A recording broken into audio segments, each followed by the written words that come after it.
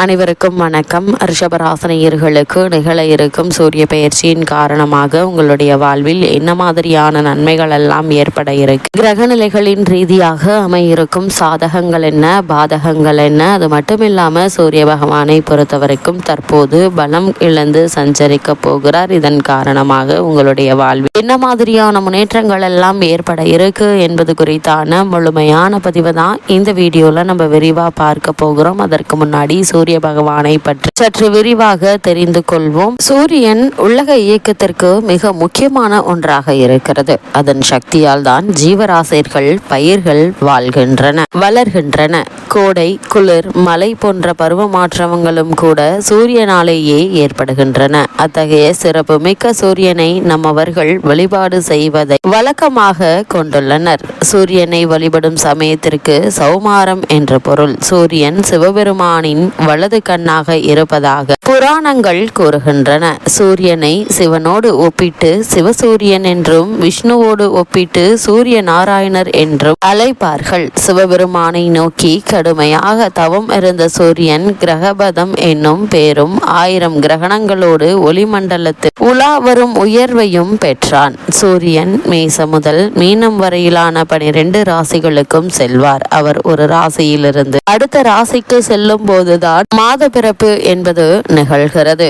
சூரியன் பச்சை நிறமுடைய 7 குதிரைகள் பூட்டிய தேரில் வலம் வருகிறார். அந்த தேருக்கு ஒரே ஒரு சக்கரம் தான் உண்டு. அந்த குதிரைகள் பூட்டிய தேரை ஓட்டுபவரின் பெயர் அருணன். அவருக்கு கால்கள் கிடையாது. இவர் திருமாலின் பெரிய திருவடி என்று போற்றப்படும் கருட பகவானின் அண்ணன் ஆவார். சூரியனின் ரதம் பொன்மயமானது. அந்த ரதத்திற்கு 5 ஆரங்களும் 3 நாபிகளும் உண்டு. 3 நாபிகளும் 3 காலத்தை குறிக்கும். சூரிய சக்கரத்தில் உள்ள 6 கட்டைகளும் 6 ருதுக்களை குறிக்கின்றன. சக்கரத்தின் மேல் பாகமும் கீழ்பாகமும் உத்ராணியம், தட்சியானியத்தை குறிக்கிறது. சூரிய பகவான் தன்னுடைய தேரில் 4 பட்டினங்களை சுற்றி வந்து காலை, மதியம், மாலை, அர்த்தராத்திரி என்ற காலங்களை உண்டாக்குகிறார். சூரிய பகவானை வழிபடும் விரதங்களில் மிக முக்கியமானது ரத சப்தமி. இது சூரிய ஜெயந்தி என்று அழைக்கப்படுகிறது. தை மாதத்தில் வரும் சப்தமியே ரத சப்தமி என்று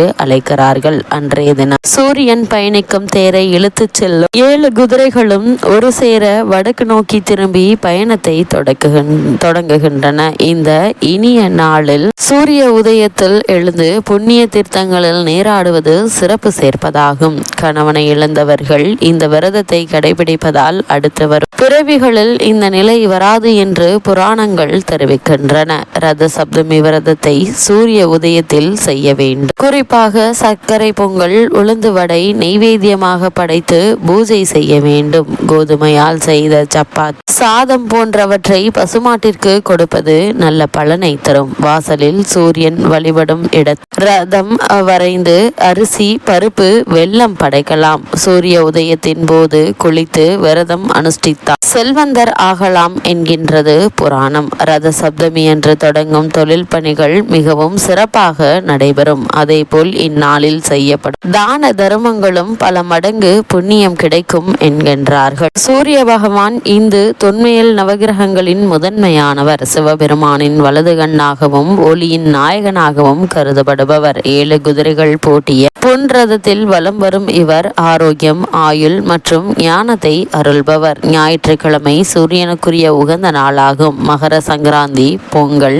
ரத சப்தமி போன்றவை சூரியனுக்குரிய மிக முக்கிய திருவிழாக்களாக அமைகின்றன. சூரிய பகவானை பொறுத்தவரைக்கும் கண் கண்ட தெய்வம், ஆற்றல், உடல் மற்றும் மனோபலத்தை தரக்கூடியவர். ஒரே சக்கரம் கொண்ட தேர், 7 வண்ண குதிரைகள் கொண்ட வாகனத்தில் சூரிய பகவான் வலம் வருகிறார். இவரை நாம் எவ்வாறு வழிபட வேண்டும் என்று பார்க்கும்போது தினமும் காலை கிழக்கு திசை நோக்கி சூரிய நமஸ்காரம் செய்தல், காயத்ரி மந்திரம் உச்சரித்தல், இவற்றின் மூலமாக சூரிய பகவானை வழிபட முடியும். அது மட்டுமில்லாமல் சூரியன் வழிபாடு இருளை நோக்கி நல்ல ஆரோக்கியத்தையும் மன மன அமைதியையும் நற்சிந்தனைகளும் தரும் என நம்பப்படுகிறது. சூரியன் மிகப்பெரிய நட்சத்திரம். இந்த பிரபஞ்சத்திற்கே ஆற்றலை தரக்கூடியவர் இவர்தான். இவரை வழிபடுபவர்களுக்கு நிச்சயம் போதுமான ஆற்றலை தந்து வெற்றி பெற செய்வார். காலையில் சொல்ல வேண்டிய சூரிய மந்திரம். சூரிய மந்திரத்தை தினமும் காலையில் சொல்லி வர மனம் மற்றும் உடல் பலத்தை பெறுவதோடு அனைத்து வித நோய்களும் நீங்கி நலம் பெறலாம். அதே போல தினமும் காலையில் நீராடிவிட்டு கிழக்கு திசை பார்த்து நின்று சூரியன் பகவானை பார்த்து 10 முறை சொல்ல அனைத்து நோய்களும் தீர்ந்து உடல் மற்றும் மனோபலம் பெறலாம். அது மட்டுமில்லாமல் சூரிய பகவான் விரதம் இருப்பவர்கள் காலையில் சூரிய உதயத்திற்கு முன் எழுந்து பிரம்ம முகூர்த்தத்தில் நீராட வேண்டும். பூஜை செய்யும் இடத்தை நன்கு சுத்தம் செய்து கொள்ள வேண்டும். அர்ச்சனைக்கு ஒரு தட்டை தயார் செய்து அதில் கொஞ்சம் அரிசி, குங்குமம், சிவப்பு நிற மலர்கள், ஏதேனும் ஒரு பழம் ஆகியவற்றை எடுத்து கொள்ள வேண்டும். விளக்கை ஏற்றி கொண்டு அதை சூரியன் உதிக்கும் திசையை நோக்கி வைத்து ஒரு சிறிய சொம்பில் வைத்திருக்கும் தண்ணீரை எடுத்து சூரிய பகவானை நோக்கி வழிபட்டு கொண்டு அந்த அர்ச்சனை தட்டின் மீது தீர்த்தம் போல தெளிக்க வேண்டும். பூஜை முடிந்தவுடன் நீங்கள் சாப்பிட வேண்டியது ஏதேனும் இனிப்பு வகையாக இருக்க வேண்டும். குறிப்பாக வெல்லம் சேர்த்து செய்யப்பட்ட இனிப்பை சாப்பிடலாம். அதன் பின் மாலை வரை தண்ணீர், பால் தவிர வேறு எதுவும் சாப்பிடக்கூடாது. காலை முதல் மாலை வரை சாப்பிடாமல் விரதம் இருந்துவிட்டு மாலையில் சூரிய அஸ்தமனத்திற்கு முன்பாக சாப்பிட்டு விட வேண்டும். ஒருவேளை சூரிய அஸ்தமத்திற்கு முன்பாக சாப்பிடவில்லை என்றால் கட்டாயம் அன்றைய நாள் முழுக்க சாப்பிடக்கூடாது. அடுத்த நாள் காலை சூரிய உதயத்திற்கு பின் தான் சாப்பிட வேண்டும். இதனால் என்ன மாதிரியான பலன்கள் எல்லாம் ஏற்படும் என்று பார்க்கும்போது சூரிய விரதம் மேற்கொள்பவர்களுக்கு உடல் ஆரோக்கியம் மேம்பட்டு ஆயுள் நீடி, கொடிய நோய்கள் எதுவும் அண்டாது, முகத்தில் ஒரு வசீகரம் உண்டாகும், சமூகத்தில் பிறர் மதிக்கின்ற சூழ்நிலை ஏற்படும், பொருளாதார வளர்ச்சி உண்டாகும், துர்ஷ சக்திகள், செய்வினை, மாந்திரிகம் போன்றவை சூரிய விரதம் இருப்பவர்களை அண்டாது. தன்னை எதிர்க்கும் எதிரிகள் அரசனாகவே இருந்தாலும் ஞாயிற்றுக்கிழமை விரதமிருந்து சூரிய பகவானை வழிபட்டால் எதிரிகள் வீழ்ந்து போவார்கள். அத்தகைய மகத்துவம் வாய்ந்ததுதான் இந்த ஞாயிற்றுக்கிழமை சூரிய விரதம். இவ்வளவு மேன்மைகள் கொண்ட சூரிய பகவானை பொறுத்த வரைக்கும் பலம் குறைந்து சஞ்சரிக்கக்கூடிய இத்தருணங்கள்ல மேலும் என்ன மாதிரியான முன்னேற்றங்கள் எல்லாம் ஏற்பட இருக்கு என்று பார்க்கும்போது உங்களுடைய ராசிக்கு ராசிநாதன் சுக்கிரன் தன் வீட்டில் ஆட்சியாக இருக்கிறாருங்க. வீட்டில் செல்வம், வசதி குறைவு ஆகியவை இருப்பதற்கான வாய்ப்புகள் இல்லைங்க. செல்வாக்கு அதிகரிக்கும். அதே போல உங்களுடைய ராசிக்கு கலைத்துறையில் இருப்பவர்களுக்கு புதிய வாய்ப்புகள் நிச்சயம் கிடைக்கும் என்பதுல எந்த ஒரு சந்தேகமும் இல்லைங்க. அது மட்டும் இல்லாம புதிய ஒப்பந்தங்கள் கையெழுத்தாக கூடிய ஒரு தருணமாகவும் இக்காலகட்டம் இருக்கு என்பதையும் கிரகநிலைகள் மீண்டும் மீண்டும் தெளிவுபடுத்துது. ரிஷபராசினியர்களுக்கு இந்த சூரியனுடைய பயிற்சி நிகழக்கூடிய தருணங்கள்ல ஆடை ஆபரண சேர்க்கை ஏற்பட இருக்குதுங்க. சூரியன் 12ஆம் பாவத்தில் உச்சம் பெற்று புதன் கூட இருப்பதால வெளிநாடு செல்லும் வாய்ப்பு அல்லது ஆட்சி சார்ந்த துறையில் முன்னேற்றம் ஏற்படுவதற்கான சாத்தியக்கூறுகள் நிறைந்த ஒரு தருணமாக தான் இக்காலகட்டம் என்பது அமையிருக்கு என்பதை கிரகங்களுடைய சஞ்சார நிலைகள் தெளிவாகவும் உறுதியாகவும் எடுத்து காட்டுதுங்க. அதே போல் ரிஷபராசினியர்களை பொறுத்த வரைக்கும் இத்தருணங்கள்ல மேலும் என்ன மாதிரியான விஷயங்கள்ல சற்று கவனத்துடன் இருக்க வேண்டும் என்று பார்க்கும்போது சனியினுடைய பார்வை ராசிநாதன் மீது விழுவதால் எதிலும் தாமதம் ஏற்பட்டு மன அழுத்தத்தை